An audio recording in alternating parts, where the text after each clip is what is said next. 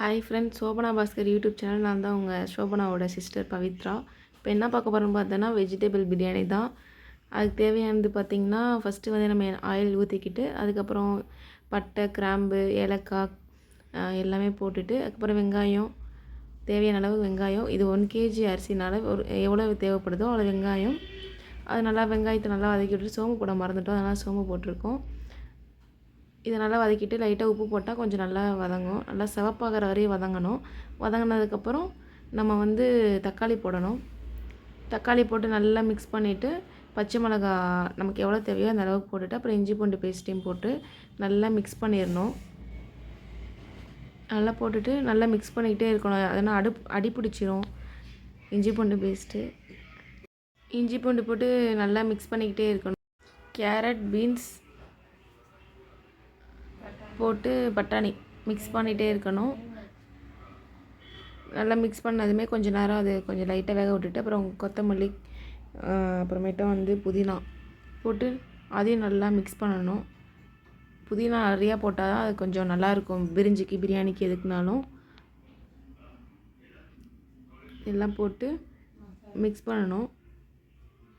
நல்லா மிக்ஸ் பண்ணணும், அடி பிடிக்காமல். அடுப்பு சிம்லேயே வச்சு தான் மிக்ஸ் பண்ணணும். மிக்ஸ் பண்ணிவிட்டு பார்த்திங்கன்னா மீன் மேக்கர் போடணும்.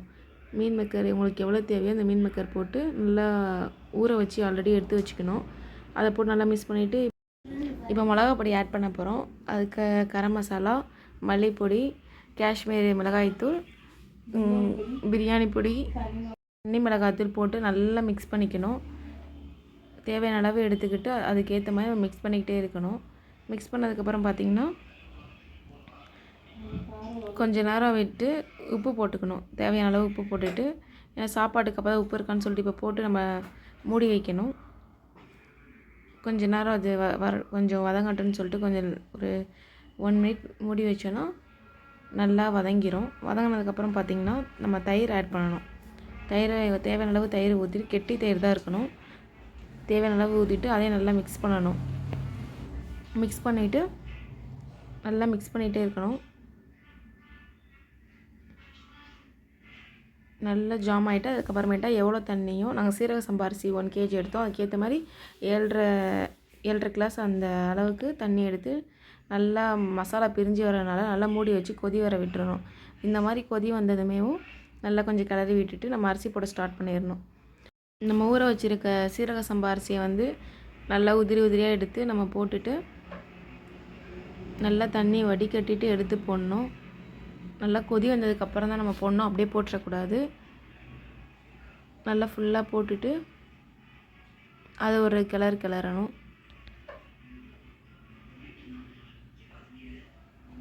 லைட்டாக கிளறி ஒன்று கீழே நல்லா இது பண்ணாமல் நல்லா கொதி வந்ததுக்கப்புறம் லெமன் பிழிஞ்சிட்டு, லெமன் 2 லெமன் நாங்கள் பிழிஞ்சிட்டு நெய் தேவையான அளவு ஊற்றிட்டு அப்படியே நம்ம கரெக்டாக கிண்டி விட்டுட்டு உப்பு எல்லாமே ஆல்ரெடி போட்டாச்சு, கரெக்டாக இருக்கான்னு பார்த்துட்டு அப்படி உப்பு இல்லைன்னா திரும்ப உப்பு வேணுன்னா நீங்கள் ஆட் பண்ணிக்கலாம். அவ்வளோதான். இப்படி அப்படியே வந்து நம்ம மூடி வச்சிட வேண்டியதான். அதுக்கப்புறம் மூடி வச்சதுக்கப்புறம் டம் கட்டிட்டு டம்லேருந்து அப்புறம் எடுத்துட்டு நல்லா நெய் ஊற்றி நல்லா கிளறி விடணும். Vegetable biryani ready.